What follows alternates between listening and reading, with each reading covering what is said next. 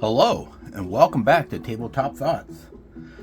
Today, I'm going to try to start a new series that I will hope to keep going, where I will go through weekly what I'm able to finish and look at what else is in the pipeline for items coming up.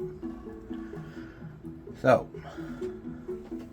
starting off this week, I have these guys. This is a boulette from the Printing Goes Ever On. I think it was released with last month's collection.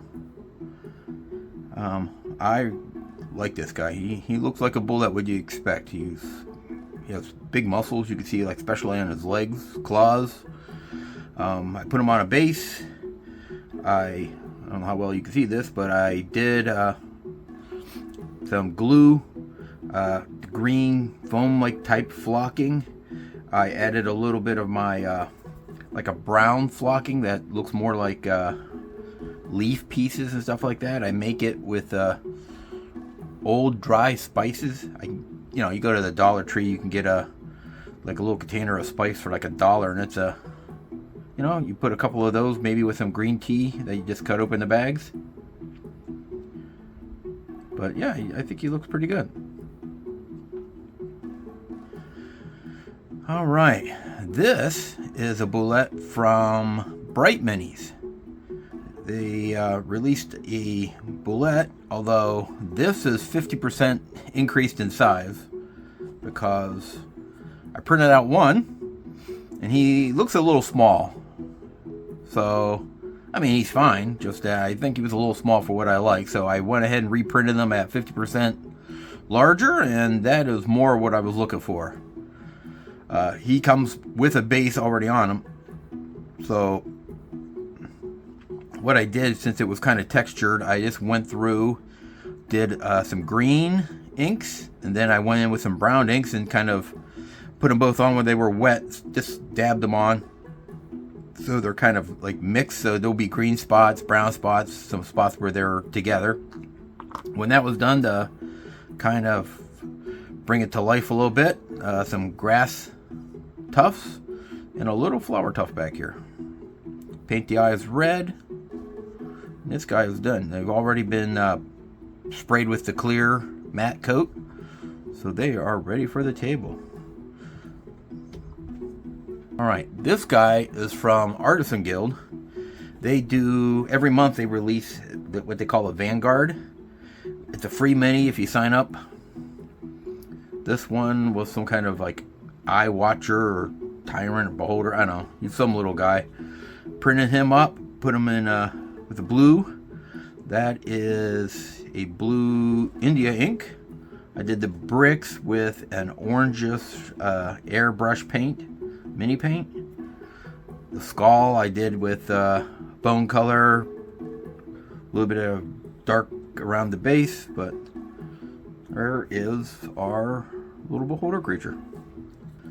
Number 5 this week. I'm not quite sure where I got this guy, but he is a zombie. It looks like he's holding, I don't know, it's supposed to be like a lance or some kind of pipe, but it looks like part of it is jammed into him, so whatever killed him, he's dragging it with him. But yeah, you can see it's coming in this side and it's pushing out his guts on this side, and he's holding it up with his hand.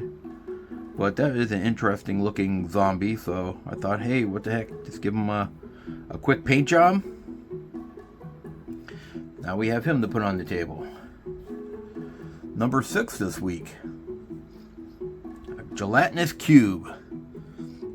I don't know, you can't really print clear.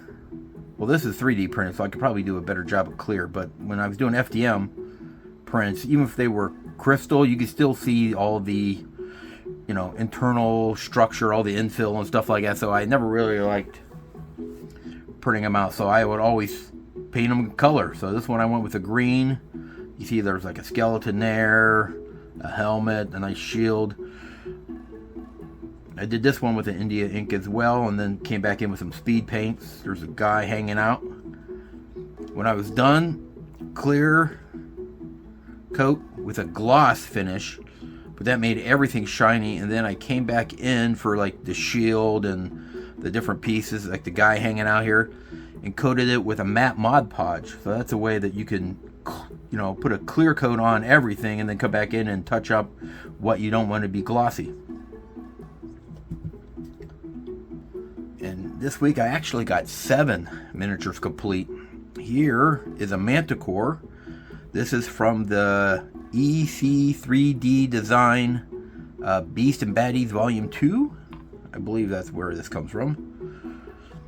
So I did a flesh color face, red eyes of course, bone colored spikes. I used a slap chop on him. So sand golem speed paint. Up here this was a hardened leather, a dark wood for the membrane, so it would look more like a bat wing. I want to make it dark, and then just a gray for the stone he's standing on. I don't want it to, you know, stand out too much. I want to, you notice he's standing on it, but you know he's the main guy here. That's just a background piece. Some stuff in the pipeline.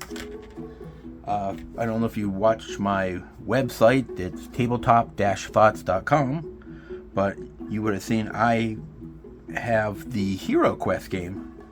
So I primed up the minis. I went online and find somebody who made models for the opposite gender. So here would be the female barbarian. So far I have the flesh painted on her and her hair. I don't know how well it's coming up here, but her hair is a red color, because making her based off of like Red Sonja and Bridget Nelson back in the day, one of my favorite fantasy movies. So, the female barbarian, the female wizard,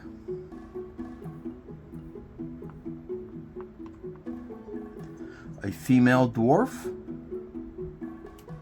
And then the new HeroQuest game comes with a female elf. So I printed out a male version. So now I should have a male and female for both. I mean, a male and female for all 4 of the classes. Once I'm done with those, I went and printed out male versions. You get a whole pack from that like retro, I forget what it's called. It's a pack. They come out with like alternate like that's the original looking guy. Here's a hero. He's a little better sculpted than I used to have the original game back in the day. I might have a piece or two laying around, but I've lost most of them. But these are the original heroes and the original poses. Except for the female elf, because, you know, originally that was a male. Alright. Some stuff I've 3D printed and primed that's getting ready for the table. I don't know if you've seen them before, but there's some mountain giants. They're from The Printing Goes Ever On. This one's got a club.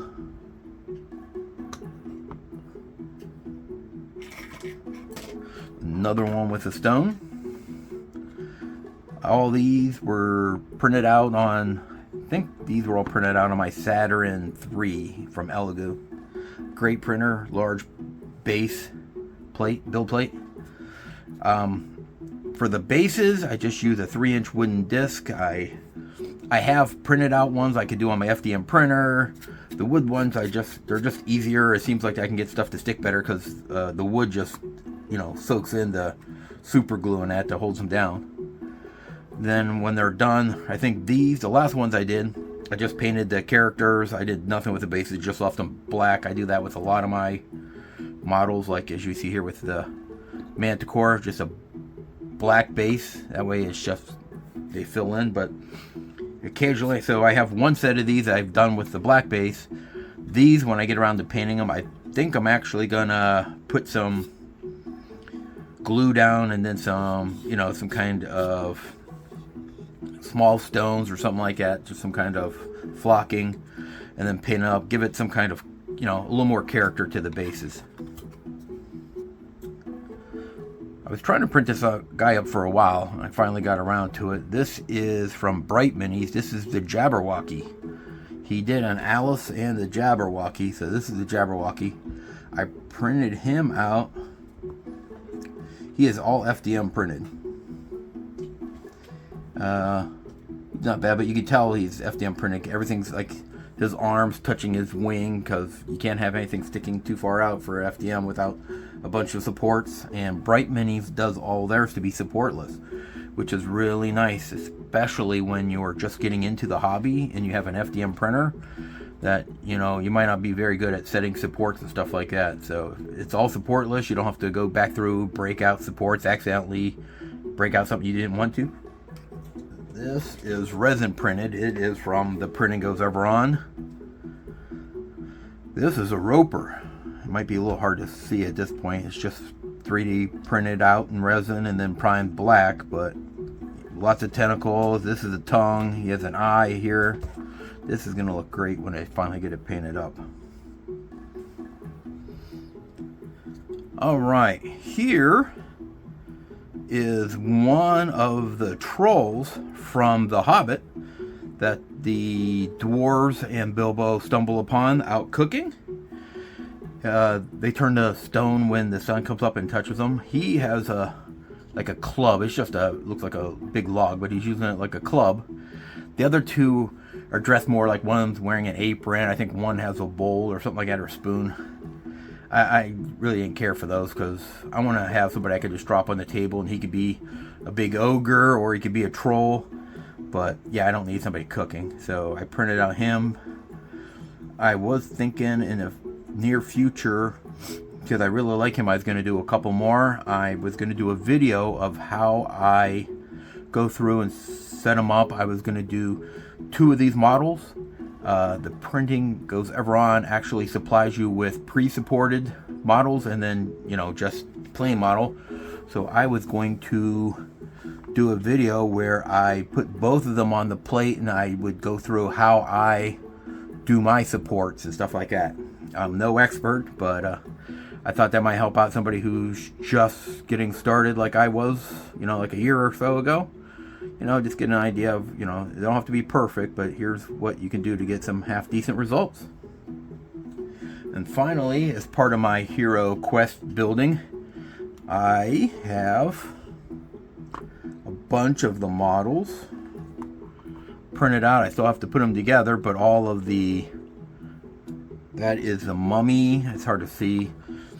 I have the gargoyle. Here's his parts. There's some mummies. The Formians, or whatever they were called, I don't even remember. There's the zombies. I got some skeletons. The Chaos Warriors, although I think they have a new name in the new game, because it apparently can't be a Chaos Knight or whatever they were. But I am going to get them all taken care of. As you see, they've been printed. This was all pretty much one build plate on the Saturn. So I have another one coming that's currently running now. And then I will go ahead and go back and do like the orcs and the goblins and the other creatures on another build plate. But that should be everything I need to run a game. So I can break all these off and get them all painted up. And eventually I will have a 3D printed version of HeroQuest. Thanks for watching. If you enjoyed this, check out the next video right here. It's packed with more great content. And as always, keep on gaming.